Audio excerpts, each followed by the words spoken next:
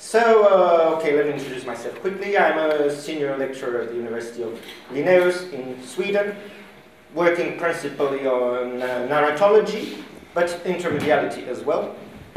And I am Romanian of origin, but I will talk about Greek movie, and especially what is called nowadays the weird wave in Greek movie, or in Greek cinema. And the picture I have chosen here to illustrate the subject of my paper is not gratuitous. It's taken from a recent Greek movie, Panos Koutras Xenia, from 2013, in which one can find several characteristics of what has come to be called the weird wave in Greek cinema. Indeed, the film is about a homosexual hustler who prostitutes, represented here in the picture, a 16-year-old boy abandoned by his parents who prostitutes himself. This gap between the generations in which the young suffer because the sins, especially the financial sins committed by their parents, is recurrent in this wave of Greek films and can be seen as an allegory for the financial crisis in the country caused by a generation which has lived beyond their means for a long time. In one of these movies, Thanos Anastopoulos, The Daughter, from 2012, this subject is not only the main subject of the film, but is enacted in an exaggerated, parodic manner. The young generation takes a violent revenge on the old one in a much more disturbing way than does Danny, young Danny, the boy here, when he threatens his father with a gun. But what is also interesting in the photo here is that Danny holds a smartphone in the same threatening way as he holds the gun. The smartphone is transmitting, or one could say mediating, or representing the song from the competition where Danny's elder brother is taking part. Thus, the represented medium, the smartphone, is used as a weapon, or one should say in an uneasy way for the spectator. The figuration of the intermediality in such a cases can be said to have a disturbing effect on the spectator, drawing the attention to the differences between the media.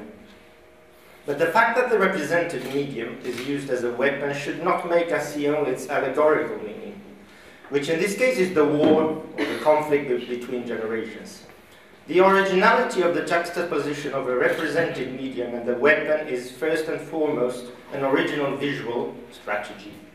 And such original ways of representing intermediality have become characteristic of the so-called weird wave in contemporary Greek cinema.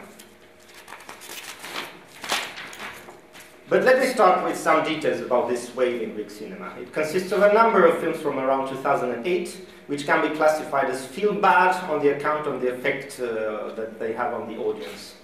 The term feel-bad is used as a contrast to the more accepted genre of feel-good movies, which can be felt as unrealistic and escapist, giving a false image of reality and concentrating mostly on rich people's insignificant problems. In 2006, Dennis Lim from the New York Times considered Austria to be the world capital of feel-bad cinema. He arrived at this conclusion after having seen an Austrian film festival in the Lincoln Center in New York, where films like Ulrich Seidel Dog Days or Barbara Albert's Northern Skirts, or Nordrand in German, were shown. It's a kind of film, Lim says, with, I quote, a predilection for depicting the banal underbelly of Austrian society, which many filmmakers carefully dissect through strong formal agendas and unflinching hyper-realism. This definition fits Greek cinema very well too. Indeed, contemporary Greek cinema doesn't only make people feel bad, but has appeared to be very innovative, especially from a formal point of view. Let me just mention Yorgos Lanthimos, maybe the most important director in this wave, with his Dogtooth and Arts from 2011, which I will analyze in details a little bit later, as I will with Athena Rachel Zangaris Attenberg, which is a film about two very different young women who,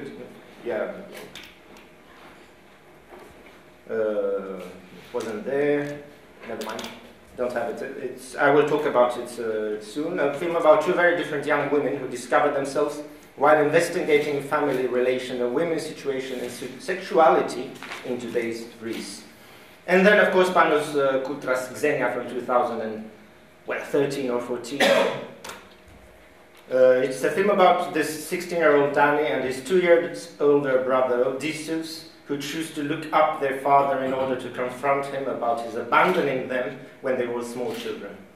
I will discuss Xenia too in this presentation, so let me just quickly mention 4 other important movies from this wave. I have already mentioned Thanos Anastopoulos' The Daughter, presented at the Berlinale in 2012. The financial crisis in this film is very clearly addressed and intertwined with the main story. A 14-year-old girl abducts an 8-year-old boy in order to take revenge on the man she blames for her father's bankruptcy and subsequent disappearance. While playing sadistic mind games with the boy, the girl reads aloud the dictionary definitions of terms related to the current financial crisis. And let me briefly mention 3 other important movies to be placed in the same way, all with reference to the crisis in one way or another. Yannis Economidis' Knifer, Alexander Avranas' Miss Violence from 2014, and Penny Panayotopoulos' September from 2013.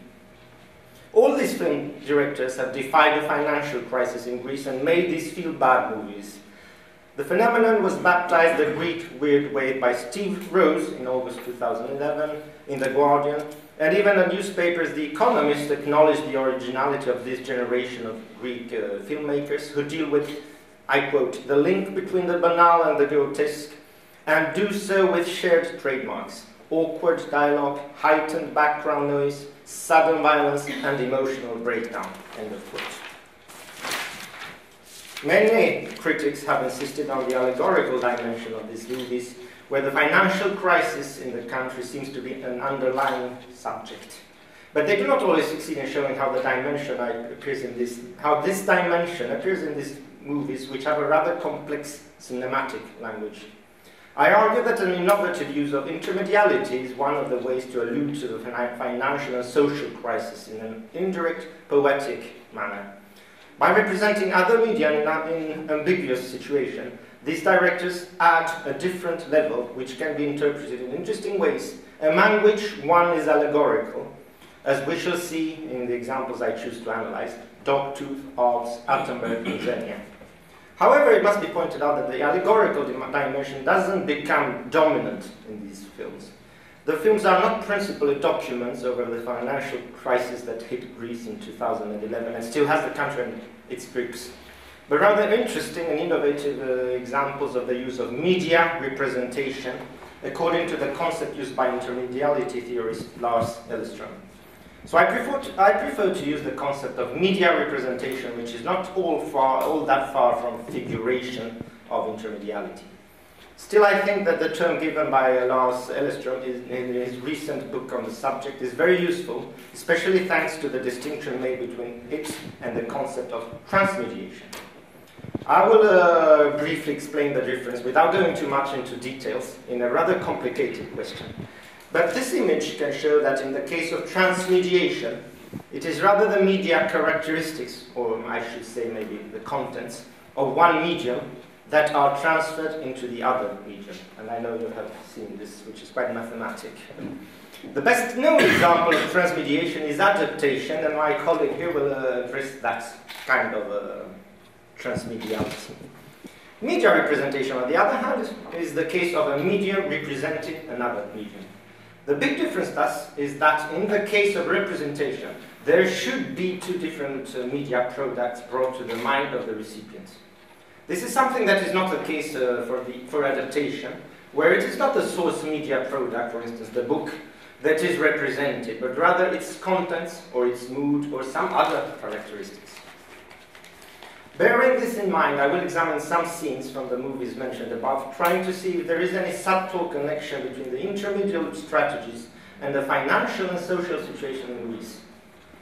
The first movie is, and this is it, Athina Rachel Tsangaris' Attenberg, which is maybe the best known, most popular movie of these. So let's look at this short scene where Marina and her dying father are watching TV.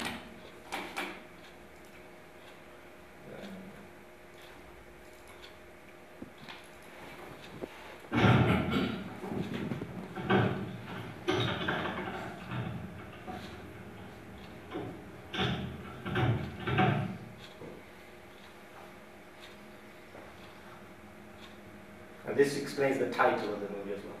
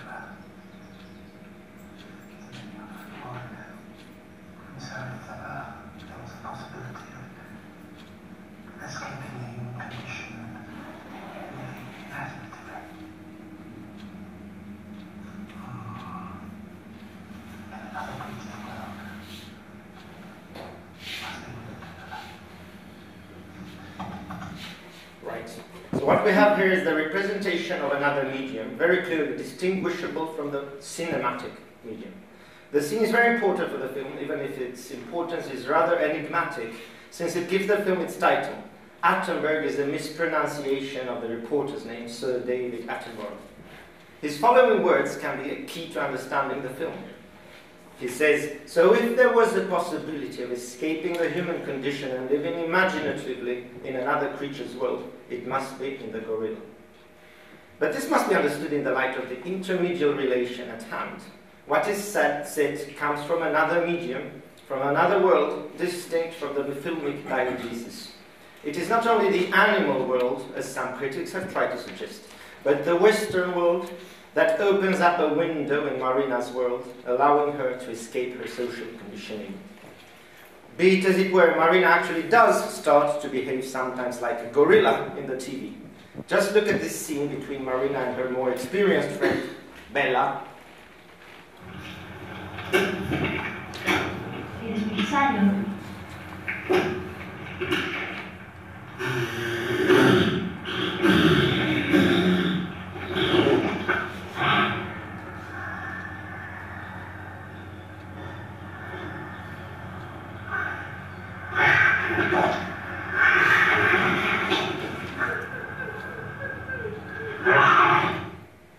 Subtitles are in Swedish if you want. And let's look at another scene where we can watch Marina's behavior with her father.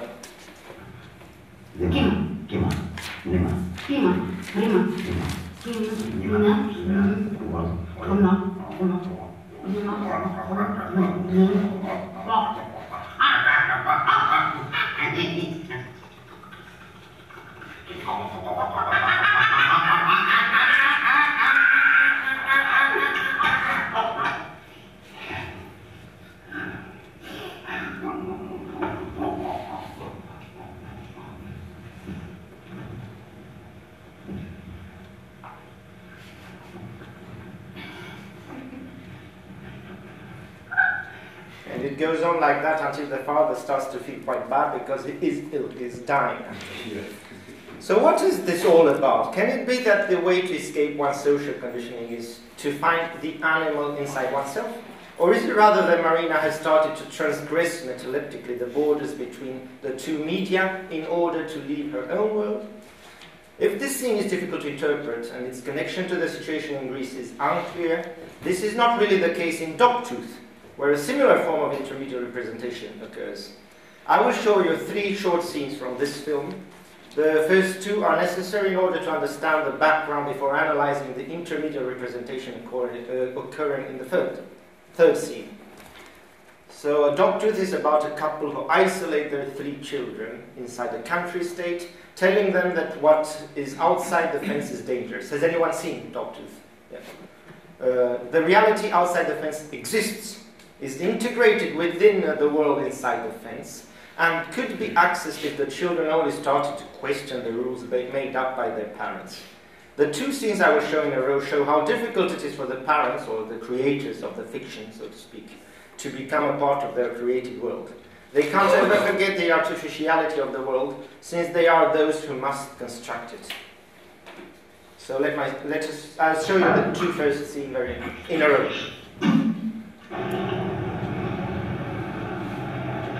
There's the fence, and the father leaves the country state, giving some strange explanation that he has to. Άμα πέσει θα το πάρω εγώ. Άμα πέσει θα το κάνει όποιος το αξίζει.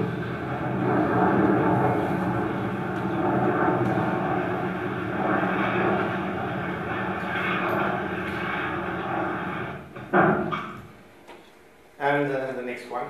Και κάτι ακόμα, η απόδοσή σας ήταν χειρότερη την προηγούμενη φορά. Δεν χρειάζεται να επεκταθώ. Α, ένα αεροπλάνο. Έπεσε στον ύπνο.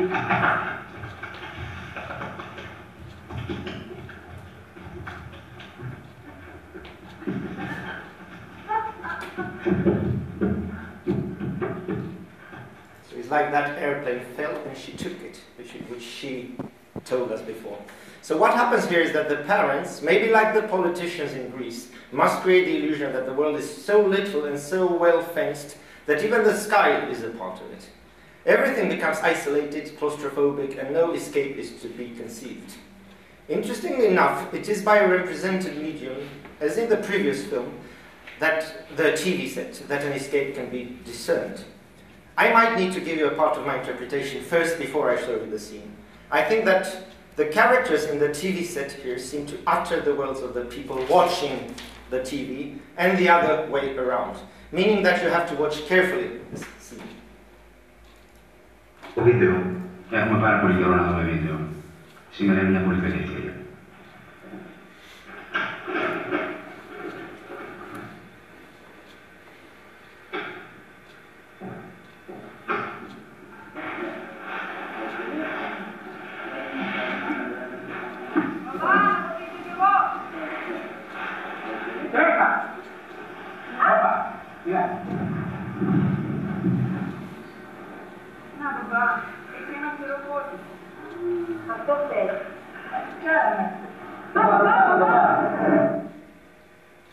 Μπορείς να φέρεις και ένα ανακυκλεγμένο.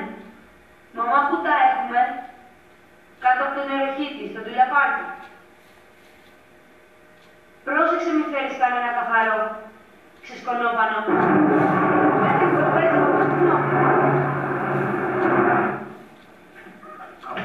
Πρόσεχε.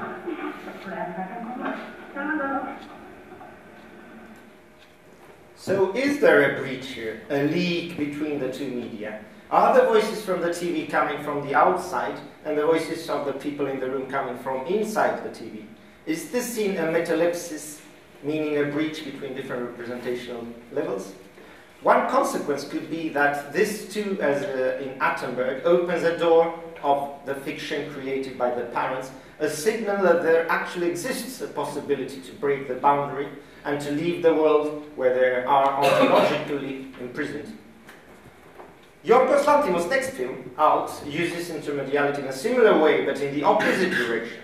The represented medium is used not to open doors out of the fiction, but into it. The film is about actors acting as dead people in order to make their relations get the feeling that they are still with them. So it's a quite morbid film, actually. In this scene that I'm going to show you, a couple hires a young girl who is supposed to act their daughter who died in an accident. She's meeting her boyfriend, who is reenacting himself in the scene, and they are supposed to be surprised by the parents' arrival. Please note that the parents are standing in the door frame as spectators, even before they are supposed to be a part of the actual event.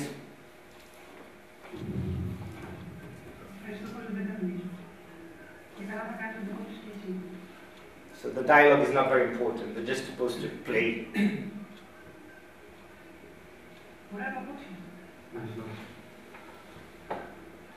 Nice shoes, thank you.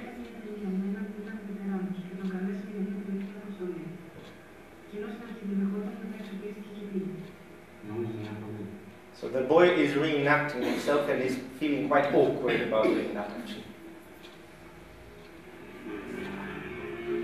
And there are the parents in the door frame. And they're not supposed to be there then. They're just spectators of a theatre play.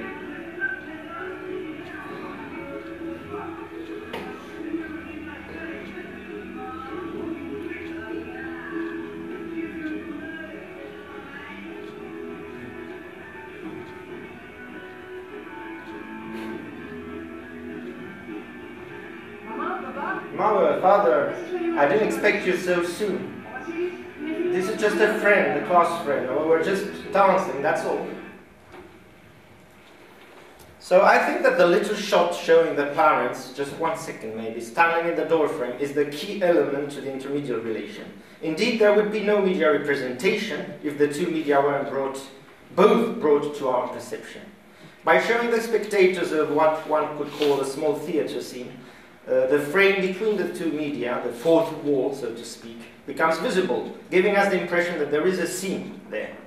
The parents' entry into the room would thus correspond to a metalectic intrusion through the fourth wall in the world of fiction.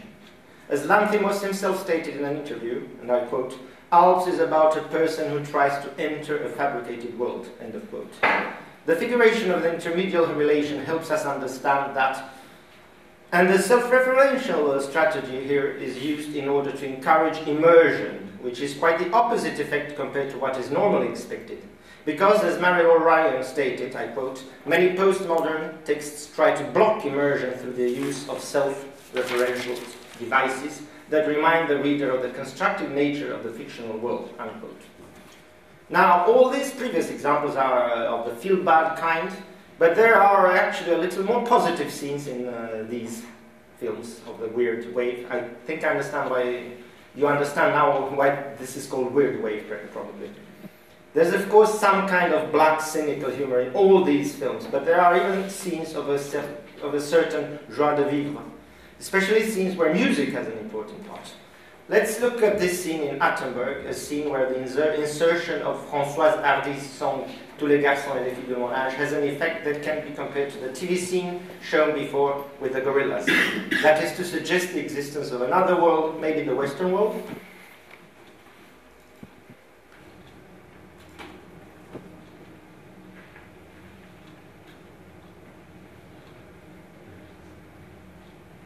So the scene will start with what one could call a transmediation, a song which is adapted or interpreted rather than represented, but then it will go on into another kind.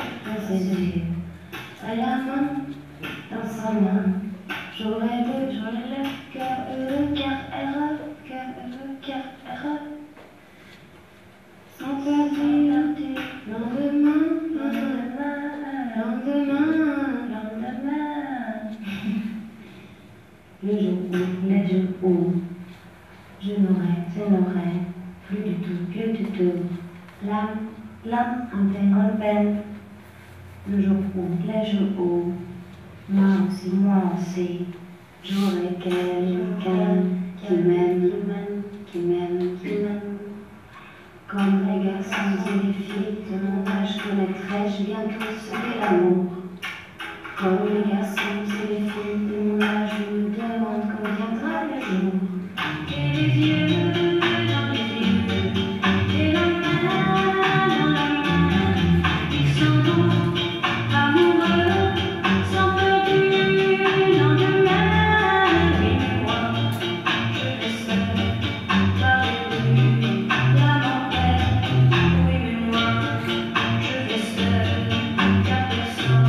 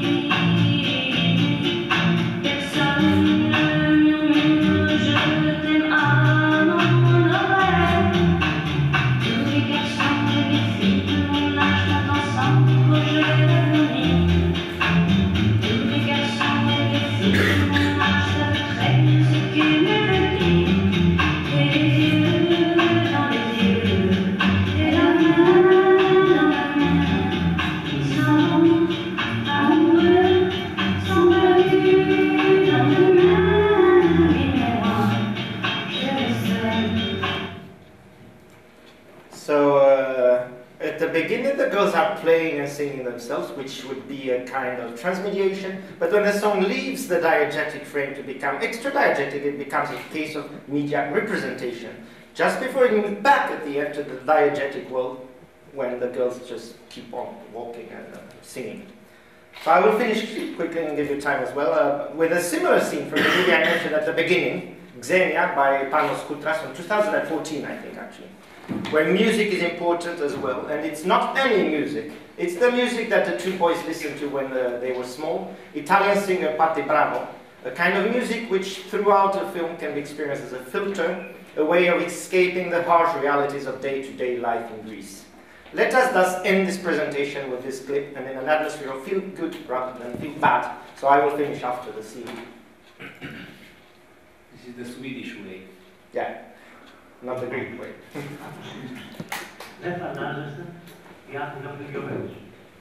So the boys are looking for his father and they find somebody who knew his father. And when they were small.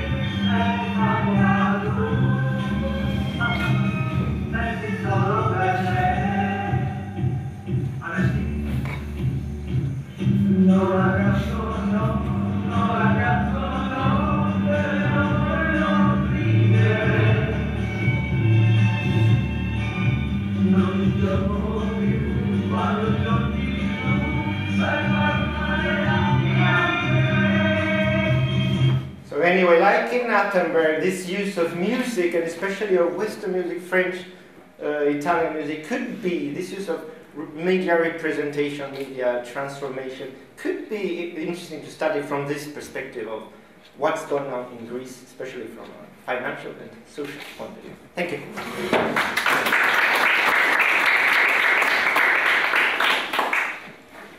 And now I will introduce the next speaker, which is Claudia Lutas from the university close to here, Babeș-Bolyai, senior lecturer as well, and working on adaptation studies, especially in Romanian film.